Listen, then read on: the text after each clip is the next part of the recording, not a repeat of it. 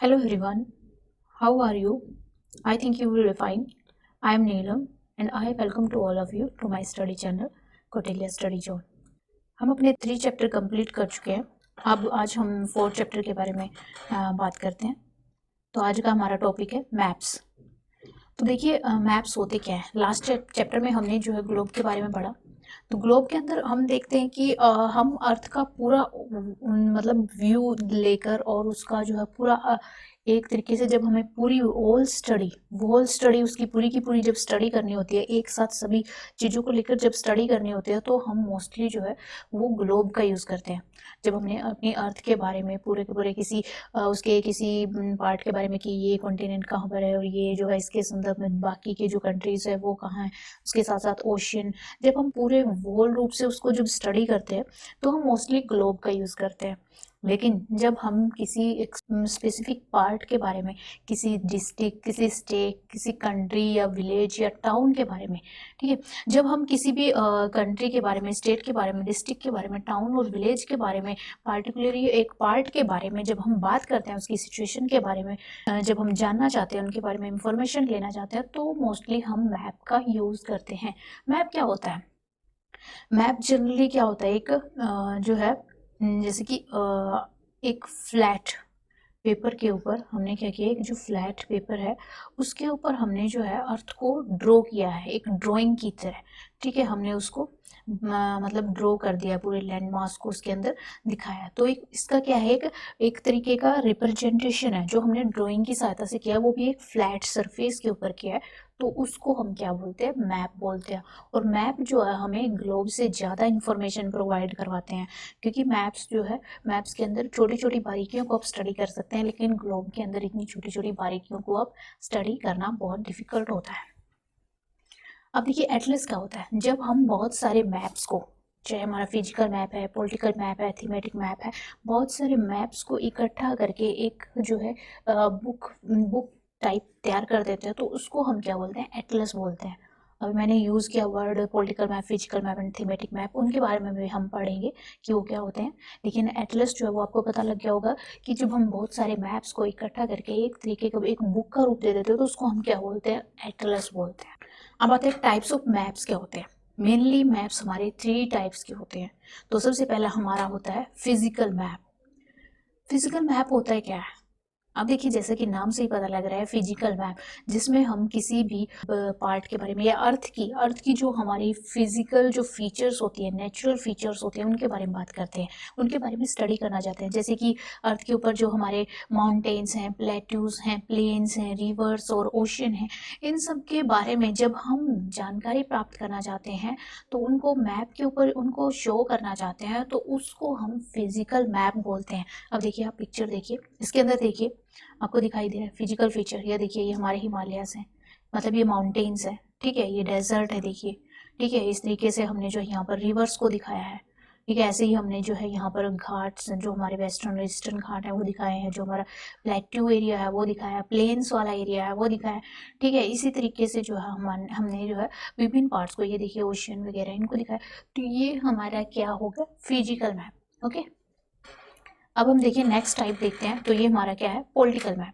अब political map क्या होता है, पॉलिटिकल मैप में हम स्टडी करते हैं जो हमारी सिटीज़ हैं, टाउन्स हैं, विलेजेस हैं, जो हमारी कंट्रीज़ हैं, स्टेट हैं, और इसके साथ साथ जो उनकी बाउंड्रीज हैं, जब उनको स्टडी करते हैं तो उनको क्या हुआ, उसको क्या बोलते हैं, पॉलिटिकल मैप बोलते हैं। अब देखिए इसको एक पिक्चर की सहायता से आप देख सकते हैं। ये देखिए इंडिया का पॉलिटिकल मैप है। अब इंडिया के पॉलिटिकल मैप में आप देखिए कि ये इसको जो है विभिन्न तरह की जो हमारे स्टेट्स हैं उसमें डिवाइड किया गया है। इसमें जो हमने जो उनकी जो कैपिटल्स हैं उनको भी दिखाया है, जो हमारी दिल्ली है नेशनल कैपिटल है उसको भी दिखाया है। ये देखिए विभिन्न स्टेट्स में हमने इनको क्या किया है, डिवाइड किया। ये हमारा अलग कंट्री है। तो इस तरीके से जब हम दिखाते हैं, और साथ में हमने ये देखिए, ये हमने बाउंड्रीज को भी दिखाया है। तो ये हमारा क्या हुआ, पॉलिटिकल मैप। अब देखिए हमारा थर्ड टाइप हमारा क्या है, थीमेटिक मैप। थीमेटिक मैप क्या होता है, जब हम इंफॉर्मेशन प्राप्त करते हैं किसके बारे में, जो हमारे रोड्स वगैरह होते हैं कि हमारे नेशनल हाईवे कहाँ से जा रहे हैं, हमारे स्टेट हाईवे कहाँ से जा रहे हैं, कौन सी हमारे जो कच्चे रोड्स हैं, पक्के रोड हैं, ठीक है। इसके साथ साथ जो हमारा रेनफॉल डिस्ट्रीब्यूशन है, रेनफॉल डिस्ट्रीब्यूशन को जब हमने दिखाना है कि किस एरिया में सबसे ज़्यादा बारिश हो रही है, किस एरिया में बारिश बिल्कुल भी नहीं हो रही है, कौन सा एरिया ऐसा जहाँ पे मॉडरेट बारिश हो रही है, रेनफॉल हो रहा है, तो वो जो है हमारा रेनफॉल मैप आएगा, ठीक है। उसके बाद map showing distribution of forest, यानी कहाँ पर जो है किस तरह के फॉरेस्ट पाए जाते हैं, कहाँ पे थोर्नी पाए जाते हैं, कहाँ पर एवरग्रीन पाए जाते हैं, कहाँ पर डेसिडियस फॉरेस्ट पाए जाते हैं। तो इन सब के बारे में, ये जो हम टाइप्स के बारे में बात किया तो इसके बारे में भी हम आगे आने वाले लेक्चर्स में पढ़ेंगे।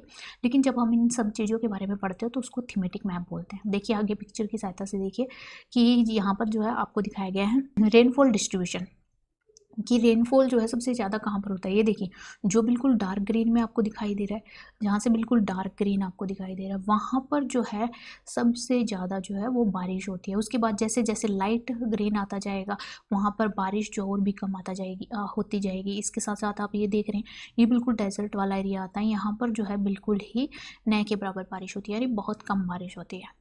ये देखिए ये फॉरेस्ट डिस्ट्रीब्यूशन दिखाया गया है, कहाँ पर किस तरह के फॉरेस्ट पाए जाते हैं। ये देखिए जैसे ड्राई शब हो गया, जो हमारी झाड़ियाँ वगैरह होती हैं वो हमारी इस एरिया में पाई जाती हैं, ठीक है। इसी तरीके से जो हमारे जो एल्पाइन फॉरेस्ट है, ठीक है, वो हमारे मोस्टली जो है हिल एरिया में पाए जाएंगे, एल्पाइन फॉरेस्ट होते हैं। इसी तरीके से जो हमारे डेसिडियस फॉरेस्ट होते हैं, डेसिडियस फॉरेस्ट देखिए ये डेसिडियस फॉरेस्ट है, एवरग्रीन फॉरेस्ट है, इसी तरीके से थॉर्नी फॉरेस्ट है। तो ये हमारा जो है फॉरेस्ट का डिस्ट्रीब्यूशन दिखाया हुआ है। तो इससे आप समझ गए होंगे कि हमारे थीमेटिक मैप्स होते हैं। तो ये थे हमारे जो मैप्स के टाइप। आगे बढ़ते हैं, आगे हम बात करते हैं कंपोनेंट्स ऑफ मैप के बारे में, कि मैप्स के कंपोनेंट क्या होते हैं। मैप की जो है हमारे 3 कंपोनेंट है। 3 कंपोनेंट में सबसे पहला आ गया डिस्टेंस, उसके बाद डायरेक्शन, उसके बाद सिंबल। भाई हम सबसे पहले एक एक करके इनके बारे में पढ़ते हैं। तो सबसे पहले हम डिस्टेंस के बारे में पढ़ते हैं। डिस्टेंस होता है क्या। अब देखिए जैसे कि मैंने मैप में आपको दिखाया था, देखिए मैप पे चलते हैं हम, तो ये देखिए ये हमने क्या किया है, पूरे इंडिया को एक छोटे से मैप पे दिखाया। देखिए एक छोटे से कागज़ के पेपर पर हमने पूरे इंडिया को दिखाया है। लेकिन क्या आप जानते हैं कि हमारा इंडिया इतना छोटा नहीं है। आप देखिए कि इतने बड़े एरिया को हमने एक छोटे से मैप पर दिखाया है। तो वो क्यों दिखाया है, कैसे दिखाया है, ठीक है, वो किस तरीके से दिखाया है। तो इसका मतलब ये है कि हमने बहुत ज़्यादा जो बड़ा डिस्टेंस है, बहुत ज़्यादा बड़ा जो एरिया है उसको छोटा करके दिखाया, मतलब बहुत बड़े डिस्टेंस को हमने नैरो करके दिखाया। तो हमने जो ये डिस्टेंस यूज़ किया, तो वो डिस्टेंस जो है वो मैप का एक फैक्टर होता है। अब ये देखिए कि ये डिस्टेंस को हम यूज़ कैसे करते हैं, कैसे मतलब मेज़र करते हैं। तो उसके लिए हम मोस्टली एक स्केल का यूज़ करते हैं। ये देखिए आपको जो है यहाँ पर लास्ट में यहाँ पर ये देखिए ये दिखाई दे रहा है। तो ये देखिए ये क्या है, ये स्केल है। ये हमने स्केल यूज़ किया हुआ है। स्केल क्या होता है, हम डिस्टेंस को दिखाने के लिए मोस्टली स्केल का यूज़ करते हैं। अब देखते हैं, देखिए डिस्टेंस जो होता है वो हमें किसी भी, मान लिया 2 प्लेसेस हैं, ये मान लिया यहाँ पर ए है, यहाँ पर जो है बी है, तो हम मान के चलते हैं कि इन दोनों प्लेसेस के बीच का डिस्टेंस जो है वो 2000 किलोमीटर है, ठीक है, 2000 किलोमीटर। लेकिन हमने क्या किया कि इस पूरे को हमने मैप के थ्रू दिखा दिया। ये मान लिया हमारा जो है, इसको मान के चलते हैं हम दिल्ली है ये, ठीक है, और उसके बाद इसको मान लिया हमने जो है ये हमारा क्या है, ये कलकत्ता है। तो हमने इन दोनों को मान लिया, इन दोनों के बीच का डिस्टेंस हम मान के चल रहे हैं कि 2000 किलोमीटर दूर है। लेकिन जब हम इनको मैप के थ्रू दिखा रहे हैं तो हमने मैप में क्या कर दिया, इनको डिवाइड कर दिया। ये देखिए हमने इसको 4 पार्ट में डिवाइड कर दिया। तो ये 1 सेंटीमीटर 2 3 4, हमने सिर्फ 4 सेंटीमीटर से हमने क्या किया, 2000 किलोमीटर को दिखा दिया। अब देखिए मैप में हमने सिर्फ 4 सेंटीमीटर का यूज़ किया, 4 सेंटीमीटर का यूज़ किया, जबकि हमने दिखाया कितने को, 2000 किलोमीटर को। तो इसको ही तो स्केल बोलते हैं। यानी 1 सेंटीमीटर से हमने कितने को दिखाया, 2000 को 4 से डिवाइड कीजिए, 500 किलोमीटर को हमने कितने से दिखा दिया, 1 सेंटीमीटर से। मतलब एक छोटा सा सेंटीमीटर वो इतने बड़े एरिया को, 500 किलोमीटर बड़े एरिया को दिखा रहा है, ठीक है। तो इसको हम क्या बोलते हैं, स्केल बोलते हैं। ये देखिए पहले स्केल बताया आपने। ये रेशो, स्केल क्या होता है, रेशो होती है किसके बीच में, एक्चुअल डिस्टेंस। एक्चुअल डिस्टेंस कितना था, 2000 किलोमीटर, ठीक है, और हमने क्या किया, उसको कितने से दिखा दिया, 4 सेंटीमीटर से दिखा दिया। तो इसकी जो रेशो आएगी उसको हम क्या बोलते हैं, स्केल बोलते हैं। तो वो निकालना इतना ज़रूरी नहीं है, पर ये है कि अगर आपको स्केल पता है तो आप किन्हीं भी 2 प्लेसेस के बीच का डिस्टेंस आसानी से निकाल सकते हैं। अब देखिए स्मॉल स्केल मैप क्या होते हैं। ये देखिए स्मॉल स्केल मैप, जब अपने कोई भी बड़ा एरिया मान लिया कॉन्टिनेंट है या कोई कंट्री है, उसको दिखाना है एक छोटे से स्केल की सहायता से, एक छोटा सा स्केल है उसकी सहायता से दिखाना है। अभी जैसे मैंने पीछे एग्जांपल मैंने लिया था कि मान लिया ये दिल्ली है और ये कलकत्ता है, दोनों के बीच में मैंने जो है 2000 किलोमीटर का डिस्टेंस दिखाया है। उसके बाद फिर मैंने इसको 4 पार्ट्स में डिवाइड, मतलब इसको 4 सेंटीमीटर मान लिया, तो हमने 1 सेंटीमीटर से हमने 500 किलोमीटर को दिखा दिया। तो ये क्या हो गया, हमारा लार्ज स्केल मैप हो गया। इसको हम कंट्री के लिए ले सकते हैं। अगर आप जो है और भी बड़ा एरिया लेना चाहते हैं तो हम किसी बड़े एरिया की बात कर लेते हैं। मान लिया हमने जो है यहाँ पे बात कर लिया, जो है ये इंडिया है, ये श्रीलंका है, तो हमने इन दोनों के बीच की बात कर ली। तो इन दोनों के बीच का मान लिया एरिया जो है वो 2000 किलोमीटर है। तो हमने जब इन दोनों के बात की तो 1 सेंटीमीटर को हमने 500 किलोमीटर को जो हमने 1 सेंटीमीटर से दिखाया, तो हमने क्या किया, स्मॉल स्केल मैप का यूज किया, यानी बड़े एरिया को छोटे स्केल से दिखाया, तो वो क्या हुआ, स्मॉल स्केल मैप। अब देखिए आगे हम बढ़ते हैं large scale map. Large scale map क्या होता है, अब लार्ज स्केल में ये होगा कि जब आपने किसी विलेज को या किसी टाउन को पेपर के ऊपर दिखाना है, मतलब एक छोटे एरिया को बड़े स्केल से दिखाना है। अब मान लीजिए, आप ये मान लीजिए कि ये हमारा जो है, ये हमारा क्या है, ताजमहल है। ये हमारा आगरा सिटी में पड़ता है ताजमहल, ठीक है। इसके पास में मान लिया थोड़ा सा जो है दूर जाके जो है वो मथुरा पड़ता है, वो मान लिया हमने 200 किलोमीटर के लगभग पड़ता है, ठीक है। 200 किलोमीटर मान लिया हमने, यानी यहाँ से लेकर यहाँ तक हमने क्या किया, 200 किलोमीटर मान लिया। अब इसको हम क्या करेंगे, इसको भी हमने किससे दिखा दिया, 4 सेंटीमीटर से दिखा दिया, ठीक है। लेकिन इसमें देखिए 4 सेंटीमीटर से हमने किसको दिखाया, 200 किलोमीटर को दिखाया। तो 1 सेंटीमीटर से कितने को दिखाया हमने, 200 को हम 4 से डिवाइड करेंगे तो हमने लगभग 50 किलोमीटर को। अब देखिए, अब हमने 50 किलोमीटर को दिखाने के लिए 1 सेंटीमीटर जो है स्केल का यूज़ किया, मतलब हमने स्मॉल एरिया को दिखाने के लिए एक लार्ज स्केल का यूज़ किया, तो इसलिए यहाँ पर हमारा क्या हो जाएगा, ये लार्ज स्केल मैप हो जाएगा, ठीक है। अब देखिए पहले वाले एग्जांपल में मैंने क्या किया था, 1 सेंटीमीटर से मैंने 500 किलोमीटर को दिखाया था। आप इसको जो है वो थोड़ा और छोटा करके ले सकते हैं। जैसे कि अगर मान लिया मैं थोड़ा और छोटा एग्जाम्पल लेके आपको समझाऊँ, जैसे कि मान लिया यहाँ पर जो है हमारा रेड फोर्ट है, लाल किला है, और उसके बाद यहाँ पर जो है हमारी जामा मस्जिद है। तो मान लिया इन दोनों के बीच में 20 किलोमीटर का डिस्टेंस है, 20 किलोमीटर का डिस्टेंस है, और हमने भी इसको भी क्या किया कि 4 सेंटीमीटर से दिखा दिया, 4 centimetre is equal to 20 kilometre. अब हमने क्या किया, 1 सेंटीमीटर को दिखाया, 20 को डिवाइड कर दिया 5 किलोमीटर से, मतलब हमने 1 सेंटीमीटर से कितना दिखाया, 5 किलोमीटर। और जबकि पहले वाले मैप ने हमने 1 सेंटीमीटर को इतने दिखाया था, 500 किलोमीटर को। तो वो उसमें क्या किया, हमने बड़े एरिया को छोटे स्केल पर दिखाया, और इसके लिए हमने देखिए, हमने 1 सेंटीमीटर के लिए 5 किलोमीटर का यूज़ किया, मतलब यहाँ पर हमने बड़े स्केल का यूज़ किया। तो ये हमारा क्या हो जाएगा, लार्ज स्केल हो जाएगा। तो इसमें ये भी है कि मतलब जो लार्ज स्केल मैप होते हैं वो ज़्यादा डीप इंफॉर्मेशन प्रोवाइड करते हैं, क्योंकि यहाँ पर देखिए आप किसी प्लेस के बारे में देखिए, यहाँ से लेकर अब यहाँ तक, रेड फोर्ट से लेकर जो जामा मस्जिद है वहाँ तक का एरिया जो है वो आप दिखा रहे हो, वो आप कवर कर रहे हो, मतलब आप डीपली जा रहे हो, छोटी छोटी चीज़ उसमें नोटिस कर रहे हो। तो ये ज़्यादा इंफॉर्मेशन देते हैं बजाय उसकी कि जिसमें आपने देखा कि हाँ दिल्ली से कलकत्ता तक का आपका एरिया, या आपने देखा कि इंडिया से लेकर श्रीलंका तक का जो एरिया है वो आपका 2000 किलोमीटर था। तो उसमें जो आपको ज़्यादा इन्फॉर्मेशन नहीं पता लग रही है, लेकिन इसमें जो आपको ज़्यादा इन्फॉर्मेशन अच्छे से डीप से प्रोवाइड करवाई जाती है। उसके बाद देखिए, जब भी आप मैप देखेंगे, जब भी आप मैप देखते हैं तो वहाँ पर जो है कॉर्नर में क्या होता है कि वहाँ पर कॉर्नर में आपको नॉर्थ की तरफ डायरेक्शन किए हुए एक लाइन दिखाई जाती है, और ऊपर एन लिखा होता है, तीर के निशान के साथ एक तीर का निशान लगा होता है और वहाँ पर एन लिखा होता है। तो इस तीर का निशान जो है ये क्या नोट करता है, ये जो है नॉर्थ डायरेक्शन को नोट करता है, और इसको नॉर्थ लाइन भी बोलते हैं।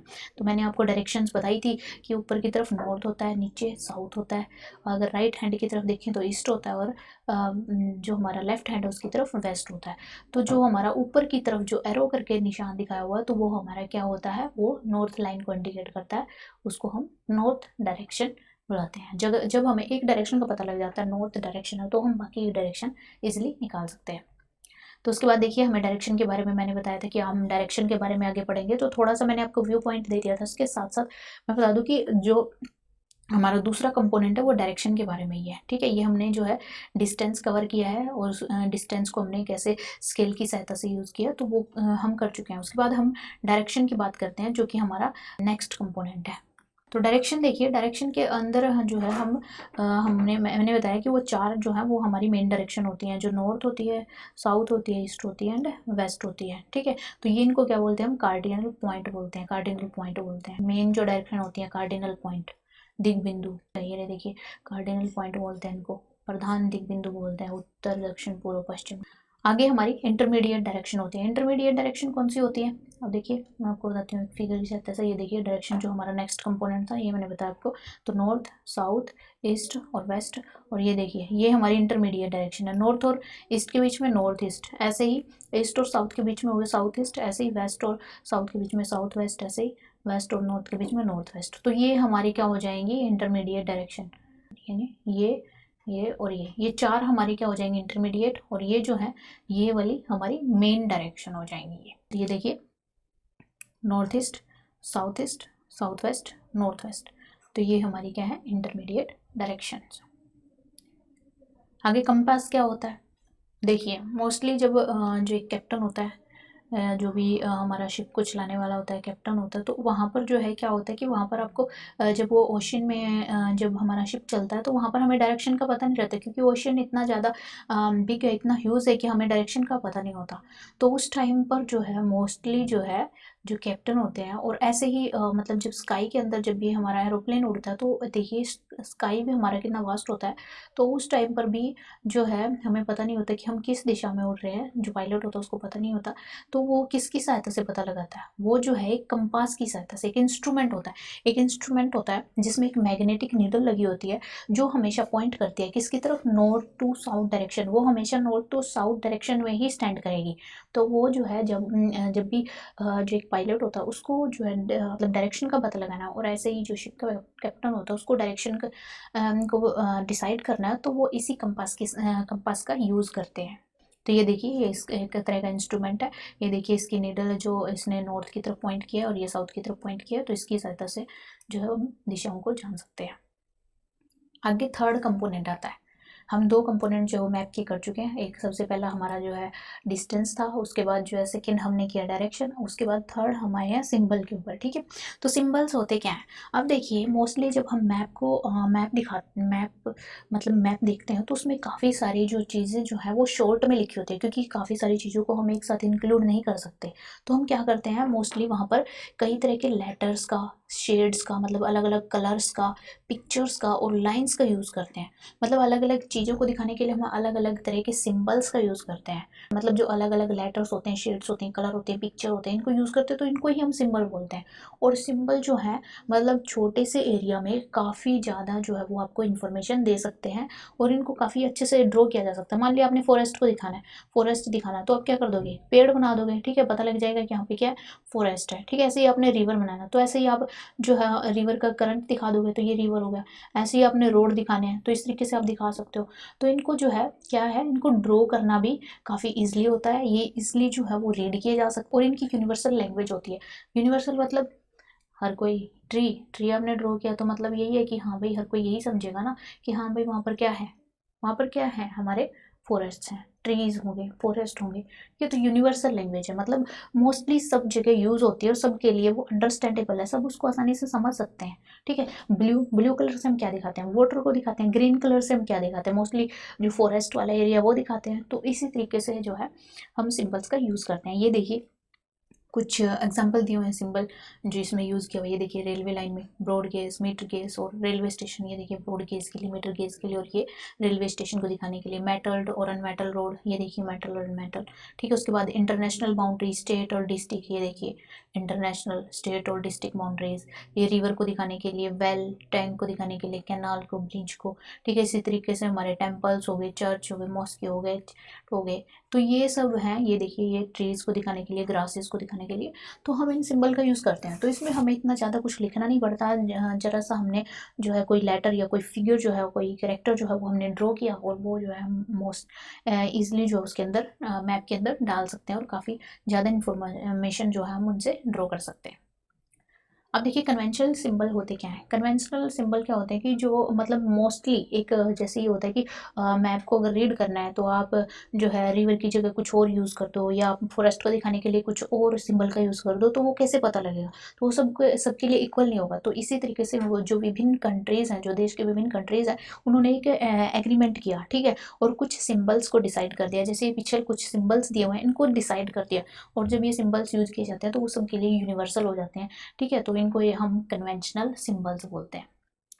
कलर्स, तो कई तरह के हम कलर यूज़ करते हैं, जैसे कि मैंने बताया था कि हम वाटर बॉडीज़ होती हैं, जो हमारा पानी होता है उसको दिखाने के लिए ब्लू कलर का यूज़ करते हैं, माउंटेन्स को दिखाने के लिए ब्राउन कलर का यूज़ करते हैं, प्लेट्यू को दिखाने के लिए येलो कलर का यूज़ करते हैं, ऐसे ही जो प्लेन्स होते हैं उनको दिखाने के लिए हम ग्रीन कलर का यूज़ कर सकते हैं। ओके, अब होते हैं स्केच क्या होता है। स्केच जो है जब कुछ भी कोई भी चीज़ हमें ड्रॉ करनी होती है, वो भी मेमोरी के बेस पे, हमें मतलब आइडिया नहीं होता लेकिन हम मेमोरी के बेस पर कोई भी चीज़ ड्रॉ करते हैं। मान लिया मेरा कोई फ्रेंड है और मुझे जो है अपने घर का एड्रेस जो उसको देना है, या आपका कोई फ्रेंड है, आप उसको जो है अपना घर बताना चाहते हैं कि आपका घर कहाँ पर है, ठीक है। तो आप उसको बताएंगे कि यहाँ से लेफ़्ट लेना है, यहाँ से राइट लेना है, इस तरीके से मुड़ना है, यहाँ से ये करना है, ये करना है। तो इस तरीके से आप एक रफ ड्रॉइंग जो है वो तैयार करते हो। उसमें जो है आप स्केल का यूज़ नहीं करते, आप मापते नहीं हो कि कितने किलोमीटर कैसे चलना है, क्या यहाँ से इतना जो है किलोमीटर लेना है, फिर आपने यहाँ जाना है, यहाँ जाना।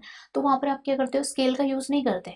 वहाँ पे आप क्या करते हो, सिर्फ मेमोरी बेस्ड, सिर्फ मेमोरी में बेस होता है, उसका यूज़ करते हो। एक रफ ड्राइंग होती है किसी प्लेस को दिखाने के लिए, तो इसको हम क्या बोलते हैं, इसको ही हम स्केच मैप बोलते हैं। जो ड्राइंग होती है बिना स्केल के जो ड्रॉ की जाती है उसको हम स्केल मैप बोलते हैं। प्लान क्या होता है, प्लान के अंदर हम जो है स्केल का यूज़ करते हैं, मतलब मापना होता है हमें, जो है किसी चीज़ की लेंथ ब्रेड्थ मापनी है। मान लिया जब हमने किसी चीज़ के बारे में डीप बिल्कुल और भी अंदर जाकर उसके बारे में जो है काफ़ी इन्फॉर्मेशन देनी हो, जैसे कि हमें एक रूम है, उस रूम की जो है या एक घर है, उसकी हमने लंबाई चौड़ाई वगैरह मेजर करनी है, मतलब उसको बिल्कुल डीपली। तो आप लंबाई चौड़ाई मापने के लिए क्या यूज़ करोगे, स्केल का यूज़ करोगे। उसे रफली तो ड्रॉ नहीं कर सकते कि इस रूम की लंबाई चौड़ाई इतनी हो सकती है ये, तो उसके लिए आप स्केल का यूज़ करोगे। जब इस तरीके की जो ड्राइंग होती है स्केल का यूज़ करके की जाती है और जो है एक छोटे से एरिया को लार्ज स्केल पर दिखाने के लिए की जाती है, तो उसको हम क्या बोलते हैं, प्लान बोलते हैं। तो हमारा क्या हो जाएगा, प्लान हो जाएगा। मतलब एक ड्राइंग ऑफ स्मॉल एरिया है जिसको हम लार्ज स्केल पर दिखाने के लिए यूज़ करते हैं, और मोस्टली जो है इसका एग्जांपल ये है कि जैसे लेंथ और ब्रेड्थ दिखानी है हमें किसी रूम की, तो उसके लिए यूज़ करते हैं, तो इसको हम प्लान बोलते हैं, ठीक है। तो ये this is the end of this chapter, and if you like the video, then please like, share and subscribe our channel, and press the bell icon for further notification. Thank you for watching the videos. Take care of yourself and God bless you.